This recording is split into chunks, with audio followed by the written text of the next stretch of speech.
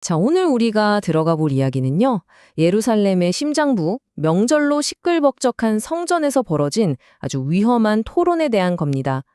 예수의 정체를 두고 살해 위협과 깊은 오해, 그리고 정말 누구도 예상치 못했던 아이러니가 뒤엉긴 그 현장, 요한복음 7장 속으로 지금 바로 들어가 보겠습니다. 오늘 우리가 풀어볼 미스터리가 바로 이거예요. 아니, 종교 지도자들이 대놓고 예수를 죽이려고 하는데 어떻게 그는 예루살렘의 한복판인 성전에서 보란듯이 사람들을 가르칠 수 있었을까요? 이 이상한 상황 속에 모든 비밀이 숨어 있습니다. 자, 배경을 좀 설명해 드릴게요. 예수님이 예루살렘 성전에서 공개적으로 가르치고 계세요.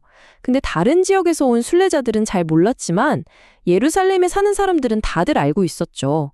종교 지도자들이 예수의 목숨을 노리고 있다는 사실을요. 정말 살얼음판을 걷는 듯한 분위기였던 거죠. 맞아요. 그러니까 이 위험한 음모의 내용을 예루살렘 주민들은 너무 잘 알고 있었던 거예요. 그래서 예수님이 저렇게 대담하게 행동하는데 당국은 왜 가만히 보고만 있는지 그게 너무나 이상하게 보였던 겁니다. 그러니까 사람들 사이에서 이런 추측이 나오기 시작한 거예요.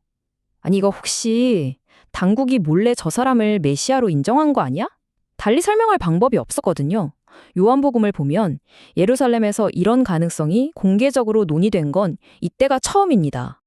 근데 되게 재밌는 건요. 이 추측이 금방 사라져버려요. 바로 그들 자신 때문에요. 아니, 왜 그랬을까요? 그 이유는 당시 사람들이 메시아에 대해 가지고 있던 아주 확고한 기대, 그리고 오해 때문이었습니다. 사람들이 했던 바로 이 말에 모든 힌트가 들어 있습니다. 이들이 왜 예수를 메시아로 받아들일 수 없었는지 그 이유가 명확하게 드러나죠. 한마디로 자신들은 예수의 출신을 너무나 잘 안다고 확신했던 거예요. 그러니까 당시 사람들이 생각했던 메시아는요, 뭐랄까 되게 신비로운 존재였던 거예요. 평범하게 태어나긴 하지만 그 정체는 철저히 비밀에 붙여져 있다가 어느 날 갑자기 짠 하고 나타나서 이스라엘을 구원하는 그런 인물. 근데 나사렛 출신이라는 배경이 다 알려진 예수는 이 기준에 전혀 맞지 않았던 거죠. 자, 바로 이 지점에서 우리가 꼭 알아야 할 개념이 하나 나와요. 바로 요한복음의 아이러니라는 문학적 장치인데요. 쉽게 말해 등장인물들은 나는 진실을 다 알아 하고 자신만만해하지만 사실 그걸 지켜보는 독자들 눈에는 그게 완전한 착각으로 보이는 상황을 말합니다. 이 아이러니라는 렌즈를 끼고 보면 앞으로의 대화가 훨씬 더 흥미진진해질 거예요. 자, 이제 예수님이 직접 나서십니다. 이 사람들의 자신만만한 생각에 아주 정면으로 맞서는 거죠. 예수님이 딱 이렇게 물어보시는 거예요. 너희가 정말 나를 알아? 내가 어디서 왔는지 안다고? 이건 진짜 궁금해서 묻는 질문이라기보다는 그들의 얕은 지식을 콕 찌르는 아주 날카로운 지적이었죠. 네가 아는 게 전부라고 생각해? 하고 되묻는 것과 같았습니다. 자, 보세요. 군중이 안다고 생각했던 건 눈에 보이는 것, 그러니까 나사렛 출신이라는 사실이었어요.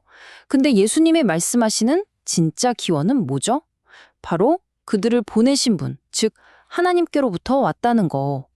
이 엄청난 차이가 이 대화의 핵심적인 아이러니를 만들어내는 겁니다.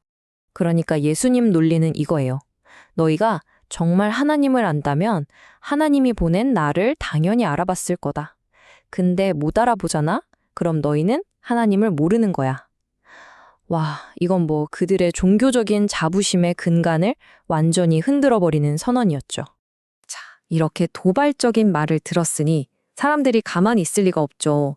분위기가 순식간에 험악해집니다. 정말 신기하게도 예수님의 말 한마디에 군중이 딱 둘로 쪼개져요. 어떤 사람들은 저 사람 당장 잡아 하면서 분노하고 또 어떤 사람들은 그 말을 듣고 이분 진짜 메시아일지도 몰라 하고 믿기 시작하는 거죠.